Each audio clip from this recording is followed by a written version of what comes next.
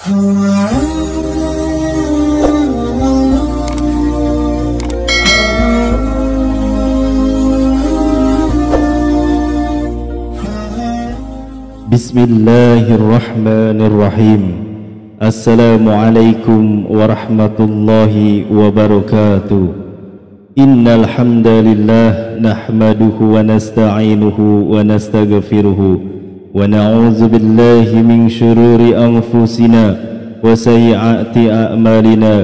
May yahdihillahu fala mudhillalah wa may yudlil fala hadiyalah.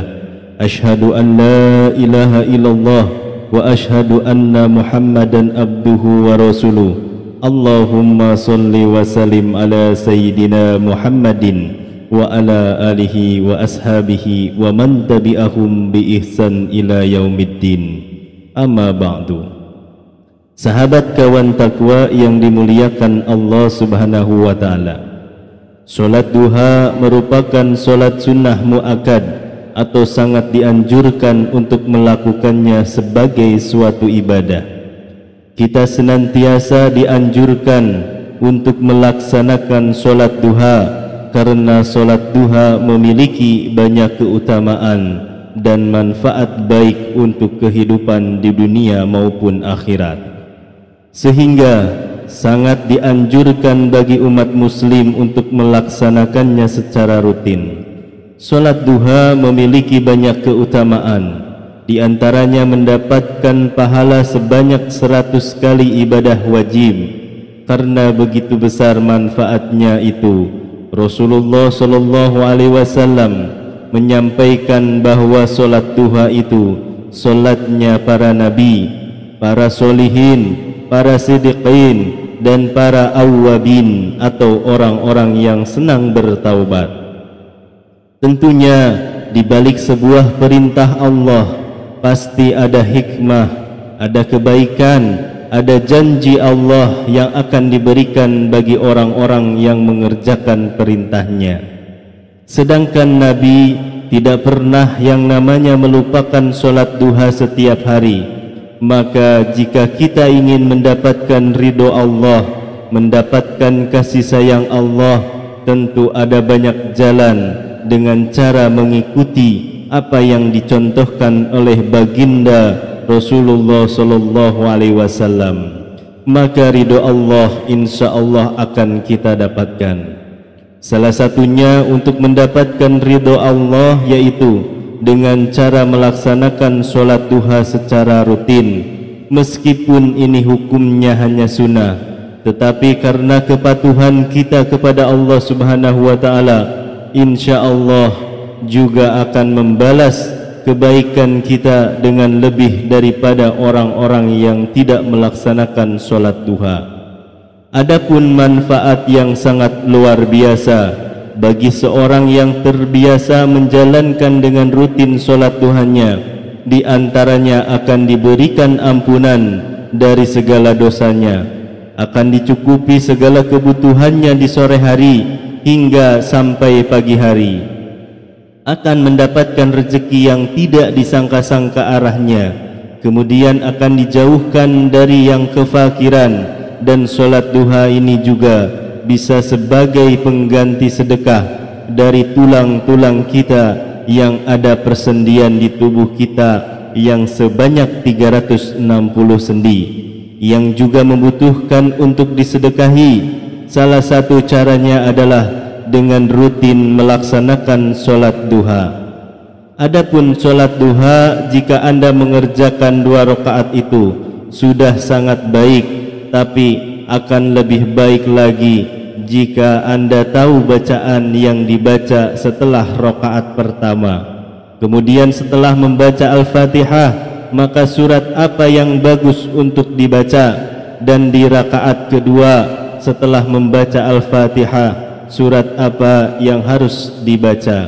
Ini tentunya membutuhkan satu rujukan. Adapun cara terbaik sesuai dengan hadis Nabi Muhammad SAW adalah apabila anda mengerjakan solat duha 2 rakaat, maka masing-masing sesudah membaca surat Al-Fatihah pada rakaat pertama, membaca ayat kursi sebanyak 10 kali. Dan pada rakaat kedua setelah membaca surat Al-Fatihah dilanjutkan dengan membaca surat Al-Ikhlas sebanyak 10 kali. Hal ini tentunya didasarkan pada sabda Rasulullah sallallahu alaihi wasallam, barang siapa yang melaksanakan solat duha membaca pada rakaat pertama surat Al-Fatihah dan ayat kursi sebanyak 10 kali, serta pada rakaat kedua sesudah Al-Fatihah membaca surat Al-Ikhlas sebanyak 10 kali, maka pasti ia akan mendapatkan keridhaan yang terbesar dari Allah Subhanahu wa taala.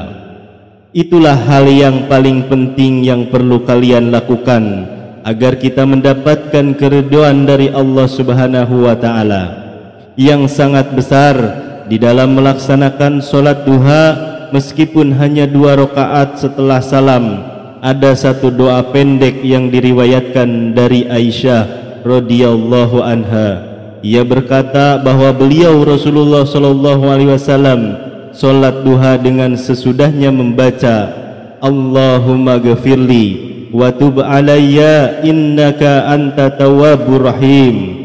Jadi setelah Anda melaksanakan solat duha, kemudian Anda membaca istighfar sebanyak 100 kali, kemudian akan lebih baik lagi jika Anda juga membaca doa pembuka pintu rezeki, Ya Fatah, Ya Razak, Ya Kafi, Ya Mughni.